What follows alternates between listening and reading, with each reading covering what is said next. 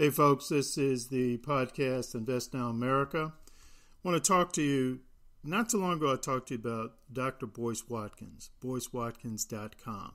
And he put out some flashcards geared towards black youth.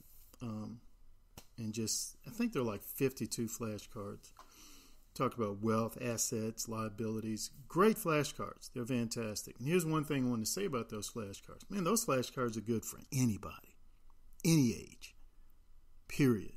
I don't care if you're 18 or 80. I don't care if you're 8 or 65. Those flashcards are good for anybody.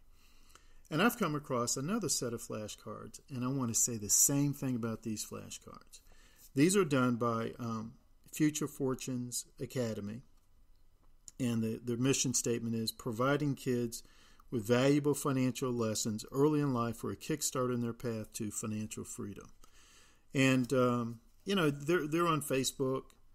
They have a YouTube channel. Just go check them out. Let me give you that name again. Future Fortunes Academy. Good stuff. It's good stuff, but it's just like what I said. I'm going to say about them what I said about Dr. Boyce Watkins flashcards. Even though they're geared towards young people, man, they're good for anybody. I've been reading these cards. I've been reading them. I don't just read them once. I'm telling you, I know I've gone through these cards 2-3 times, both of them. And they're just great learning things. Let me just talk about one particular card. Again, there are about 52. Let me talk about this one. And it says dividend. It has a nice picture in the front here. Nice, colorful, good paper, good quality paper. And then it says dividend. In the back, it gives the definition. Money that a company pays to you to own their stock. And that's a great way to define dividend. I mean, it's a great way. And it's not only a good way for a young person to grasp, but it's the same thing for an adult, too, an adult who's like brand new to stock investing. Then it says here, Katrina gives a little example here. Katrina invested $100 into a company and enjoys a 4% yearly dividend. Okay? Clear, simple example of what it means to own a dividend stock. So not only do you own a share in a company, you're an owner, but you're also receiving payment for what? Payment for being an owner. Payment for being an investor. It's a great thing, right? Of course it is. It's fantastic. And that's why a lot of times I say to folks, and I've said this to a lot of young black males, as everybody knows, let's face the facts. A lot of black males throughout the United States for years, they've been buying Nike shoes and Nike gear. They love Nike. It's a very popular brand amongst a good many young black males in the United States of America. And every so often, as I'm doing some teaching, I teach chess, but also when I'm talking to these young black guys, I'll notice what they're wearing. I'm telling you, 8 times out of 10, they're wearing Nike stuff. So I ask them, hey, man, do you really like, and I point to the shoes, do you like those Nike shoes? Oh, yeah, sure. What did you like about them? I ask them, what did you like about them? They'll say, they'll be more than happy to tell you. Then they'll even start telling you about future purchases they plan on making. Yeah, such and such is going to come out with a new Nike shoe. I'm going to get that. And I'll ask them, I said, man, how much are those things?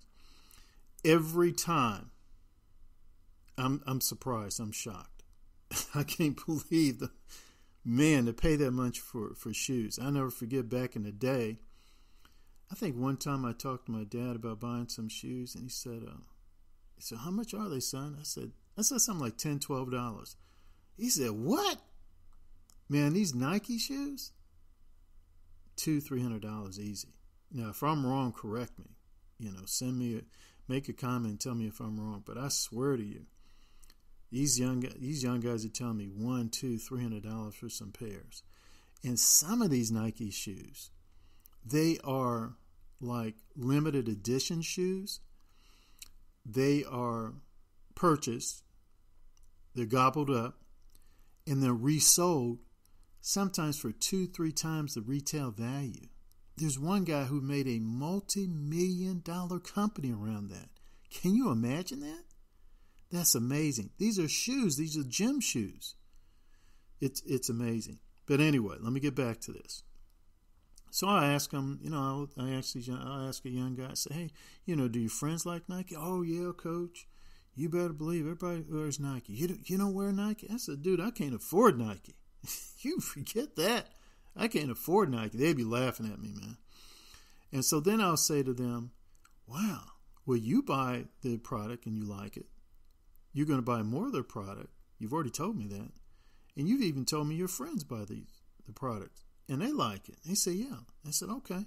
So then I'll ask them, are you a Nike shareholder? Blank face. People, I'm not exaggerating. Blank face. Huh? And I'll never forget one young white dude. He said, I asked him that question. He said, what are you talking about? I said, dude, what I'm talking about is you can literally be a Nike shareholder. You can buy Nike shares. You can buy the whole share through some companies, or there's one company, stockpile.com, where you can buy fractional shares. So let's say the shares are selling at $150. You ain't got $150, which is really quite odd if you think about it. They do have $150 because they done paid $200-something for the shoe.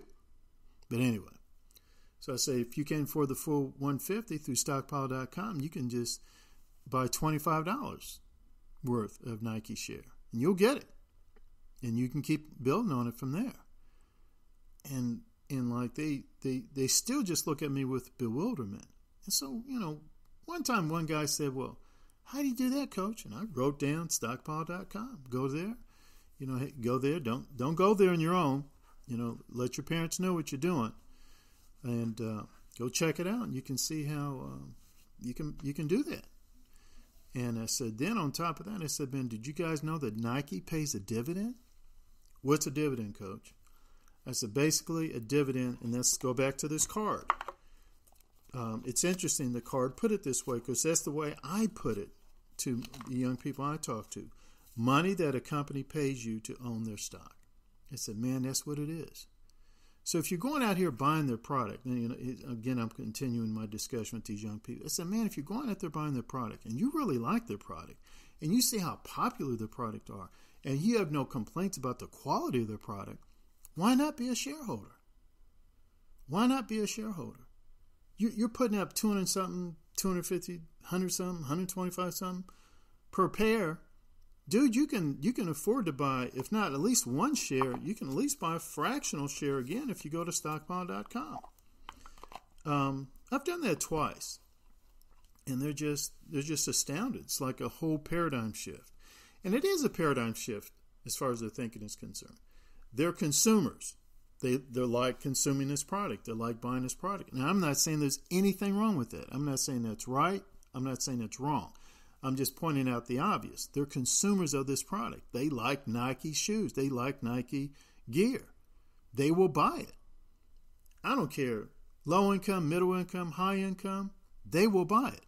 I mean, I'm telling you, I know for a fact that some of these young black guys I talk to, their families are on food stamps. Not all of them, but some of them. I know for a fact. Like one or two guys I talk to, their families are on food stamps. They qualify for food stamps. But I also know for a fact their families will shell out $150, $200 for a pair of Nike shoes. Easily. They'll do it. I know other young black guys, they're in a family that, the families are struggling, like most families in the U.S., oh man, their people will come up with that money for that Nike gear. They will do it. But talk to them about Nike, buying Nike stock or sharing Nike. It's like a whole nother world. It's like going up to them and say, okay, now we're going to learn Japanese and Hebrew. What are you talking about? How can I do that? And so, and it's a paradigm shift from being a consumer to being an investor. Being a consumer to being an investor. Because let me tell you something. As I started working more and more with young people and I started seeing how much they like Nike, I started doing research on that company. Now, I didn't buy it. I did buy some fractional shares for my great nephew and put it into his custodial stock account. I'm not into Nike like that, but daggone it, when I saw so many young people, they're crazy about that stuff. I said to myself, man, I'm going to do some research. Why? Why did I say that? Because I not only consume products, but I'm an investor too. I'm not a Peter Lynch investor. I'm not a Warren Buffett investor. I'm not a Ray Dalio investor. I'm not a Jesse Livermore investor.